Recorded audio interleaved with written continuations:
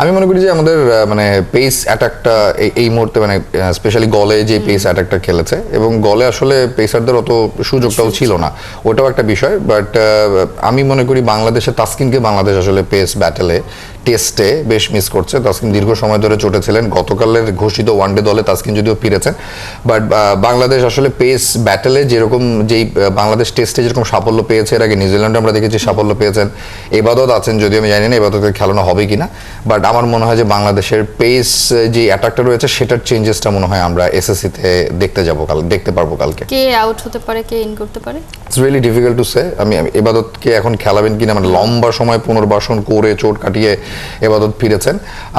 পেসাররাও যে খুব ভালো বোলিং করেছেন আগের টেস্টে এমনটাও না, তবে আমার মনে হয় স্পিনারদের উপর ভরসার জায়গাটা একটু বেশি।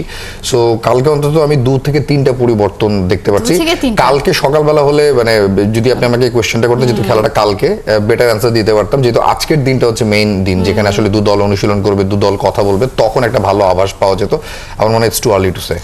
আপনার কাছ থেকে যদি বলি যে আমার মনে হয় মেহেদী হাসান মিরাজ যেহেতু সুস্থ হয়ে গেছেন, সো মেহেদী হাসান মিরাজ তিনি ঢুকবেন অবশ্যই। তো এই জায়গাটা আমার মনে হয় যে বিজয় আসলে বাদ পড়ে যাচ্ছেন সেই জায়গাটাতে, সেই ক্ষেত্রে শান্ত হয়তো ওপেনিং করবেন। এটা কি তার জন্য আরেকটা চ্যালেঞ্জ কিনা?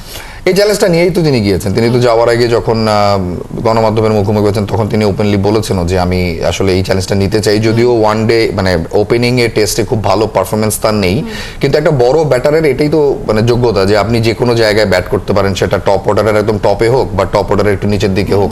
সো সেই অ্যাবিলিটি যদি উনি বিশ্বাস করেন যে ওনার আছে এবং বাংলাদেশ দলের স্বার্থে, কারণ বিজয়ের কাছ থেকে যে এক্সপেকটেশনস ছিল লাস্ট টেস্টে, বিজয় সেটা উত্তরাতে পারেনি। এবং আপনি যদি দেখেন যে বিজয় লাস্ট প্রিমিয়ার লিগে যত রান করেছেন 874 রান করেছেন সম্ভবত 14 ম্যাচ খেলে, এবং প্রত্যেকটা ডিপিএল এর সিজনে বিজয় যেরকম ধারাবাহিকভাবে রান করেন, টপ 3-তে থাকেন, মোস্টলি আসলে একেই থাকেন, তারপরও ওয়ানডে দলে জায়গা হয় না। মানে ইটস এ সাইন, মানে বিজয়ের আসলে বোঝা উচিত যে এখন সময় এসেছে। 2013 সালে যে ছেলেটার অভিষেক হয়েছে আন্তর্জাতিক অ্যারেনাতে, তিনি ধারাবাহিকভাবে ডোমেস্টিকে ভালো খেললো, ধারাবাহিকভাবে ইন্টারন্যাশনালে খারাপ করে চলেছেন, এবং এতগুলো রান করার পরেও তার যে আসলে ওয়ানডে দলে জায়গা হয় না, এটা পরিষ্কারভাবে বুঝিয়ে দেয় যে তার উপর আসলে নির্বাচকদের ভরসার জায়গাটা কম।